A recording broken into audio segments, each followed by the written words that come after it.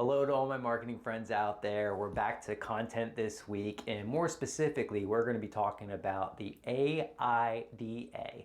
That's attention, interest, desire, action. Now, this formula is based around what most buyers go through when they're learning about a new product. First, they don't even know about it. So something grabs their attention. They start researching it to grab more interest. As they start to do more research, they build up desire for the product, and eventually they take action. You can also use this flow within your written post. Let's look at something like a performance enhancer, like a magnesium pill. Attention. Magnesium can help calm you, sleep better, and help repair your muscles. So you're doing all these things to be able to pull people in, to be able to go, oh, these are all problems I have, I'm grabbing your attention. Now you can start to build interest, where magnesium helps support the body's nervous system. It helps to improve muscle regeneration. It helps to stimulate potassium throughout the body.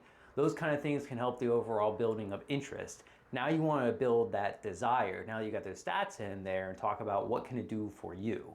Well, it's about improving sleep. It's about not having sore muscles. It's about having more energy, all the benefits of taking a magnesium supplement. And then lastly, you need to have an action.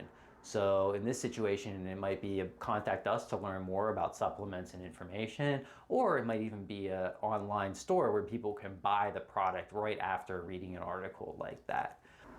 Attention, interest, desire, action is also a great way to think about how your potential clients or customers come to market and make decisions.